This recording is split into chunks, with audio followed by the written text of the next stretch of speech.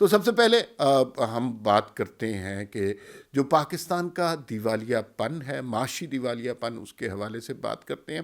یہ بات کہاں سے آئی؟ یہ بات شبر زیدی جو ایف بی آر کے چیئرمین بھی رہے، پی ٹی آئی کے بڑے لاڈلے تھے، اور یہ میرے خیال میں ان کو شمار کیا گیا تھا کہ ان 200 لوگوں کی جو ٹیم ہے جو خان صاحب نے لانی تھی، جس سے ملک میں تہلکہ مچ جانا تھا اور معاشی انقلاب آ جانا تھا، انہوں نے یہ بات کہی ہے۔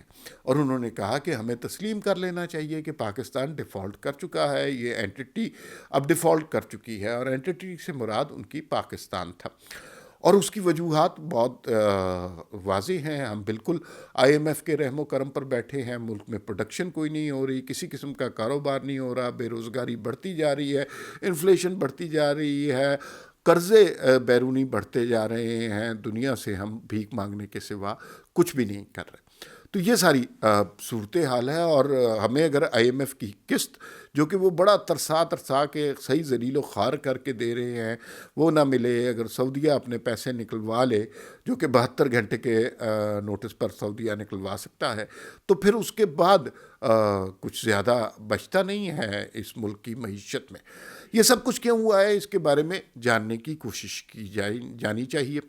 پہلی بات تو یہ ہے کہ حکومت کے جو دعوے ہیں معاشی ترقی کے، وہ سراسر جھوٹ ہیں، فراڈ ہیں۔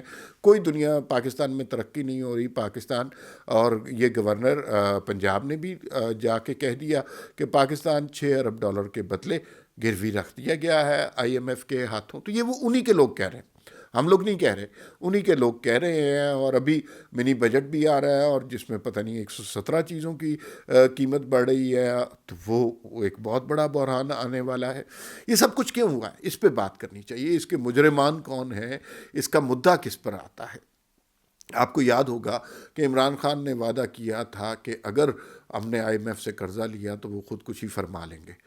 تو قرضہ تو ہم نے لے لیا، لیکن خان صاحب کی طرف سے کوئی پیش رفت نہیں ہوئی۔ جب یہ حکومت میں آئے ہیں تو میڈیا کے دعوے اپنی جگہ کہ ہمارے پاس بڑی زبردست ٹیم ہے، بڑے زبردست لوگ ہیں، ان کی بالکل تیاری نہیں تھی۔ انہیں کچھ نہیں پتا تھا کہ یہ ملک کیسے چلانا ہے۔ انہوں نے نواز شریف اور اس کی حکومت سے یہ ملک چھین لیا تھا، زور زبردستی، دھونس دھاندلی کے ذریعے۔ اب چھین لیا، اب انہیں ملک چلانا نہیں آتا تھا۔ اس زمانے میں وہ جو D G I S P R تھے، وہ کہا کرتے تھے معیشت کے سیمیناروں پہ 5.8 گروتھ پہ کہا کرتے تھے کہ یہ معیشت اگر اتنی بری نہیں ہے تو اتنی اچھی بھی نہیں ہے۔ اب کوئی بیان نہیں ان کا آ رہا۔ تو ان کی تیاری بالکل زیرو تھی۔ انہوں کے پاس واحد حل یہ تھا کہ بیرونی قرضے لیں، اور بیرونی قرضے کا واحد طریقہ ہمارے پاس آئی ایم ایف بچتا ہے۔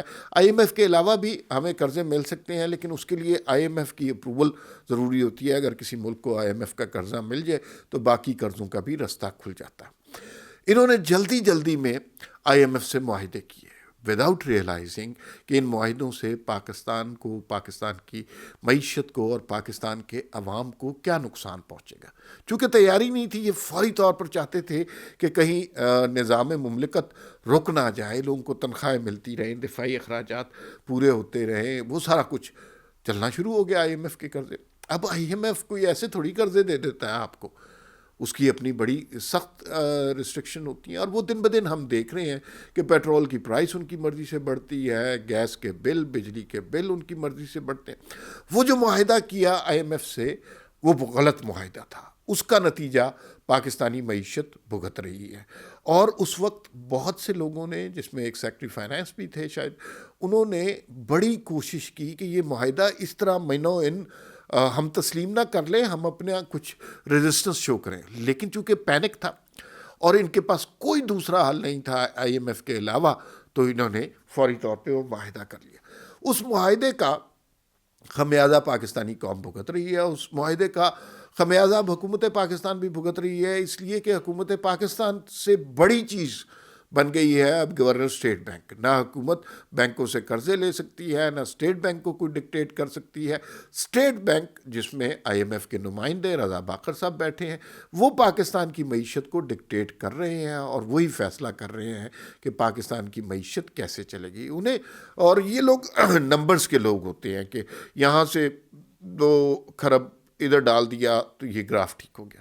ان کو اندازہ نہیں ہوتا کہ جب یہ ایک اماؤنٹ کہیں اور ڈال دیتے ہیں تو اس سے کتنے انسانوں پر کتنا برا اثر ہوتا ہے۔ معیشت دانوں کی اور جو اکانومسٹ ہیں بعض اوقات اس طرح کی حرکتیں کرتے ہیں اور انہیں انسانی سفرنگ کا اندازہ نہیں ہوتا۔